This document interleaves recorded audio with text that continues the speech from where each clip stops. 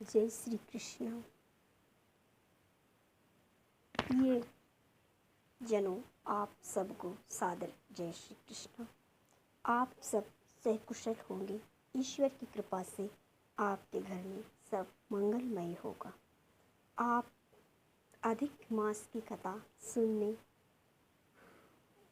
की इच्छा रखते हो तो आप अवश्य सुने। अधिक मास, पुरुषोत्तम मास, मल मास, ये 3 वर्ष में एक बार आता है। जिस मास में सूर्य की संक्रांति नहीं होती उस मास को अधिक मास या पुरुषोत्तम मास कहते हैं।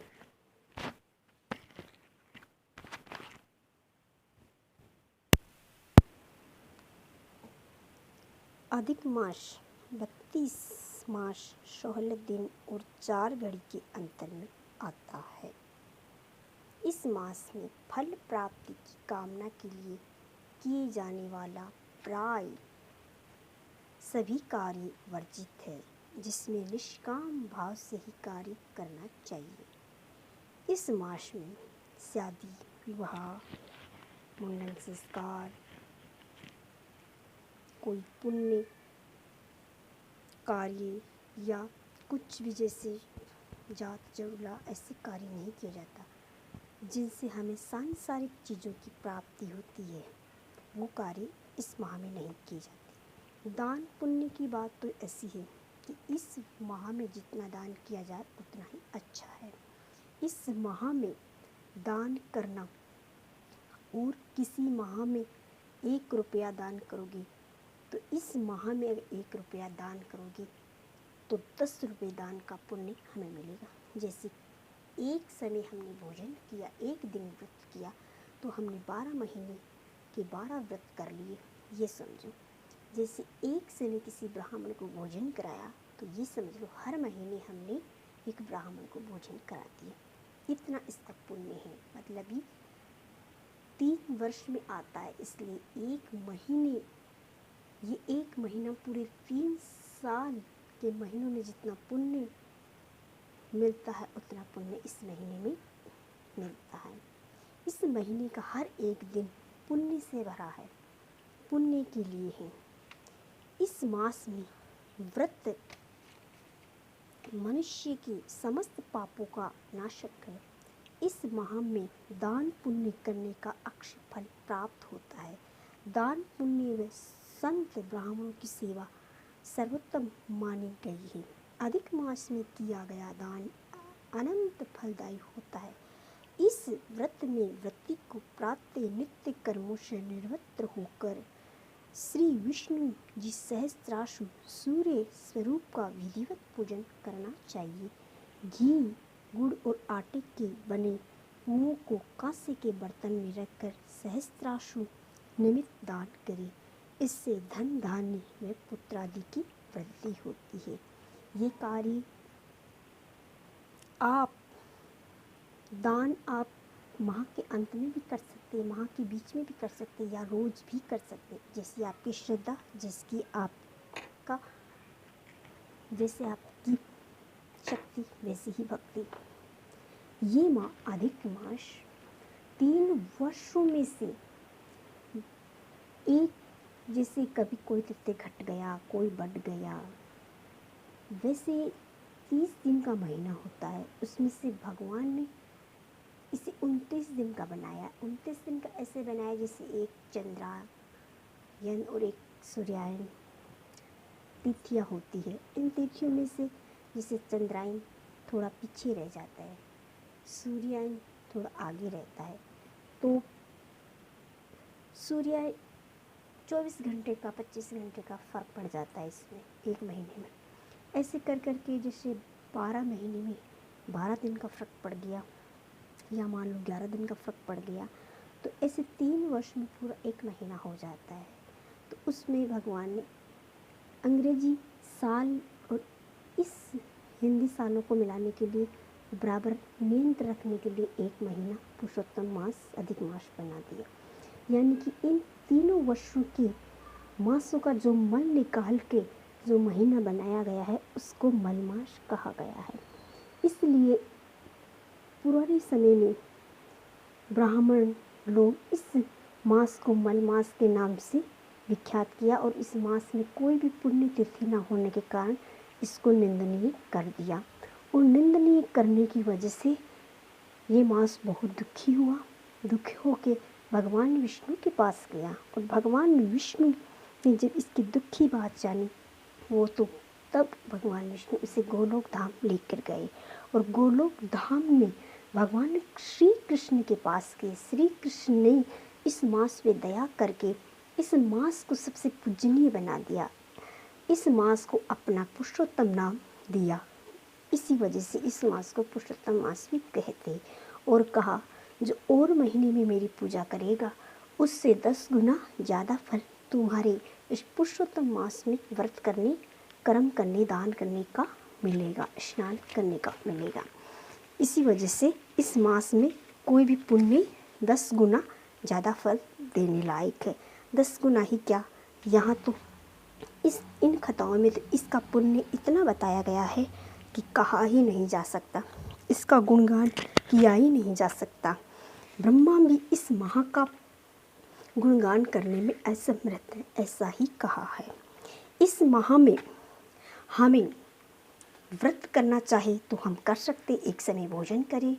स्नान का बहुत बड़ा महत्व है। सुबह ब्रह्म मुहूर्त में उठे, स्नान करके भगवान विष्णु का नाम लें। स्नान की विधि यह है कि हम सवेरे जल्दी उठ के शौचादि से निवृत्त होके पूर्व दिशा में मुँह करके स्नान करें। स्नान वैसे तो गंगा, जमुना, किसी भी नदी में करना चाहिए, परंतु आज के इस युग में ये संभव ना हो पाए तो घर में हम स्वच्छ बाल्टी में थोड़ा गंगा जल डालें और उसमें पानी डाल के, पहले गंगा जल डालें फिर पानी डालें और उसमें हम स्नान कर सकते हैं। भगवान गंगा जी का नाम लेकर हर हर गंगे, हर हर गंगे। स्नान करने का मंत्र ये है, हर हर भागीरथी गंगे, हर हर भागीरथी गंगे, काशी के विश्वनाथ शंभु, काशी के विश्वनाथ शंभु। इस मंत्र को जाप करते हुए हम स्नान करते हैं तो हम गंगा जमुना में स्नान करने का पुण्य हमें मिलता है। स्नान के बाद में हमें भगवान की पूजा करनी चाहिए।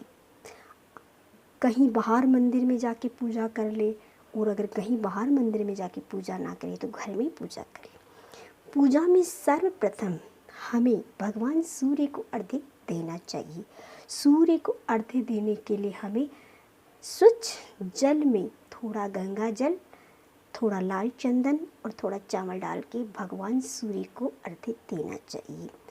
चाहे सूर्य दिखे या ना दिखे, परंतु हमें सूर्य उगने वाली दिशा यानी कि पूर्व दिशा में ही मुख करके सूर्य को जल देना चाहिए और सूर्य मंत्र बोलना चाहिए हमें। एक छोटा सा मंत्र, ओम सूर्याय नमः, ओम सूर्याय नमः। इसके बाद अगर हमारे घर में तुलसी है तो हमें तुलसी में जल अवश्य देना चाहिए।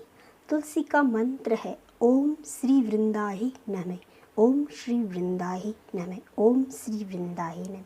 हमें तुलसी में ये मंत्र बोलकर जल देना चाहिए। तुलसी में दीप जलाने चाहिए और तुलसी की 2 परिक्रमा जहाँ हम खड़े वहीं से निकालनी चाहिए। सूर्य की भी परिक्रमा हमें निकालनी चाहिए।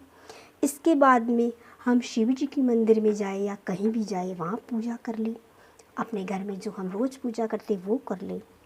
और अगर हम इस व्रत की विधि से पूजन करना चाहते तो इसमें हमें जिस दिन व्रत प्रारंभ हो उस दिन हमें स्वच्छ अपने मंदिर में हो या ईशान कोण में स्वच्छ जगह पे गाय के गोबर से लेप करके उसके ऊपर हमें अष्टदल कमल बनाना चाहिए। जैसे हम चंदन का भी बना सकते हैं, सफ़ेद मिट्टी का भी बना सकते हैं। गोबर के लिपने के बाद में हम जैसे कि अष्टदल कमल रोली मोली से भी बना सकते हैं, पीले चंदन से भी बना सकते हैं। बनाने के बाद में हमें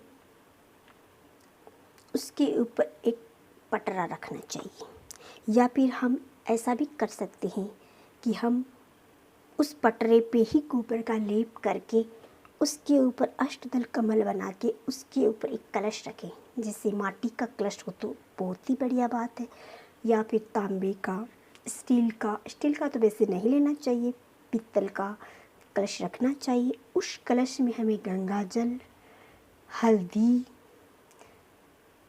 सिक्का, कुमकुम और हमें उसमें एक कौड़ी डालनी चाहिए। डालने के बाद में उससे जल से भर देना चाहिए। भरने के बाद उस पर हमें कलावा बांधना चाहिए और उस पर स्वास्तिक बना देना चाहिए हल्दी और कुमकुम से।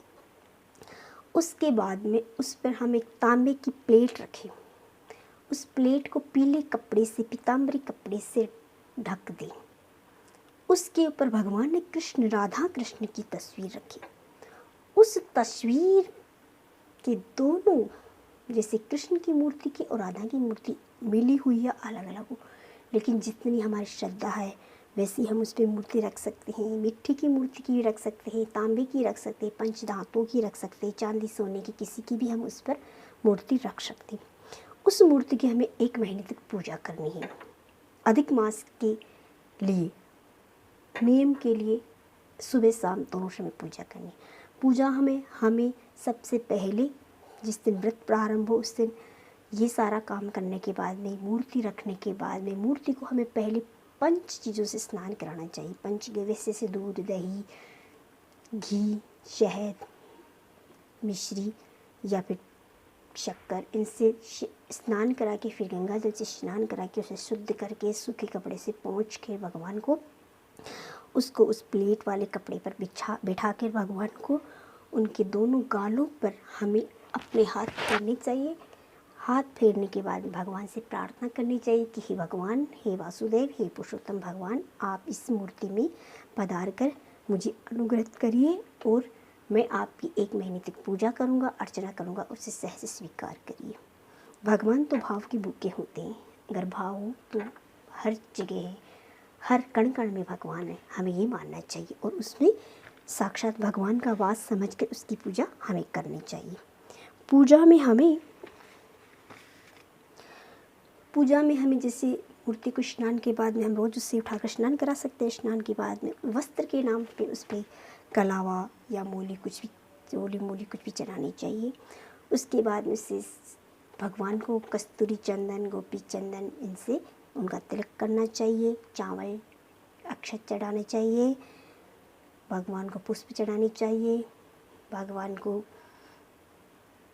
पुष्प चढ़ाने के बाद में जैसे कि आपके पास पूजा के लिए कोई फल, फ्रूट वगैरह वो भी चढ़ा सकते हैं। मिश्री का भोग लगाए या फिर कोई भी हमारे घर में जो चीज़ हो उसका भोग लगा सकते हैं। दीपक हमें अवश्य जलाना है। दीपक हमें भगवान को स्नान कराने के बाद में दीपक जलाना है।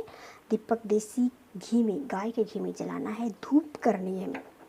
ये सब करने के बाद में भगवान से प्रार्थना करनी चाहिए, भगवान की स्तुति करनी चाहिए। कोई भी स्तुति जो आपको आए, अगर आपको कोई स्तुति नहीं आ रही तो भगवान को आप प्रणाम करके मन ही मन उनके नाम का स्मरण कर सकते, जैसे जय श्री कृष्णा, जय श्री राधे, राधे गोविंद, ओम नमो भगवते वासुदेवा, ओम कृष्णाय नमः, ऐसी कोई भी मंत्र का आप जाप कर सकते हैं। अगर आपको कोई भी मंत्र नहीं आता है या नहीं करना चाहते तो आप अपने गुरु मंत्र का जाप कर सकते हैं। इसके बाद में आप भगवान जैसे पुरुषोत्तम मास की अगर आपके पास कथा है तो वो पढ़ सकते हैं। अगर वो नहीं है तो आप अपने यूट्यूब चैनल से भी ये कथा सुन सकते हैं जो मैं डालने वाली हूँ। कथा के बाद में आप आरती करिए भगवान कृष्ण की, कोई सी भी आरती जो आपको पसंद हो, या फिर पुरुषोत्तम मास की आरती करिए। ये पूजा विधि है। इसके बाद में अगर आपके पास समय है तो आप गीता जी पढ़िए, भागवत जी पढ़िए, या कोई भी पढ़िए, या टीवी पर कथा सुनिए, या कहीं बाहर कथा सुनिए। अगर आप इस जो पूजा आपने मंडल बनाया उस पर आप अखंड दीपक भी जला सकते। अगर अखंड दीपक आप नहीं जला सकते, आप गृहस्थ है, आप स्त्री है, आपके कई काम है, तो आप सुबह शाम इस पर दीपक जलाइए और पूजा करिए। शाम को आप भगवान को किसी चीज़ का भोग लगाकर उनकी आरती करिए। यही है पूजा। सच्चे मन से करिए। झूठ, कपट, चुगली ये सब बिल्कुल नहीं करनी है। किसी से ईर्ष्या, देश नहीं रखना है। पराया अन्न नहीं खाना है, अपने घर के अलावा किसी दूसरे के घर का जल भी नहीं पीना है। इसके अलावा हमें मांसाहारी भोजन बिल्कुल नहीं करना है, लहसुन प्याज बिल्कुल नहीं खाना है। इसके अलावा हमें शुद्ध भाव रखने हैं अपने। सबसे मेन चीज़ यही है कि हमारे भाव, हमारा मन बिल्कुल शुद्ध हो, दूसरों के प्रति बिल्कुल ममता रहित, ममता से युक्त हो, बल्कि दूसरों के प्रति हमारी देश भावना बिल्कुल नहीं होनी चाहिए। यही है इस व्रत का नियम।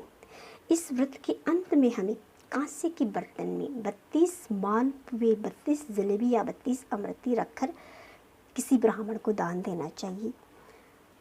ये तो हम कर ही सकते हैं। अगर इतना नहीं, इससे ज़्यादा अगर हम कुछ करना चाहिए तो रोज़ हम किसी ब्राह्मण को कुछ भी दान, 32 नंग दान दे सकते, किसी प्रकार के बर्तन पर भी रख के।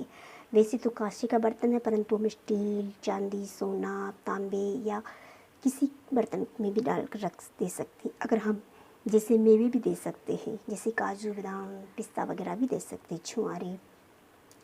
परंतु अगर इतना हम नहीं कर सकते तो हमें अंत में एक बार तो इसे देना ही है।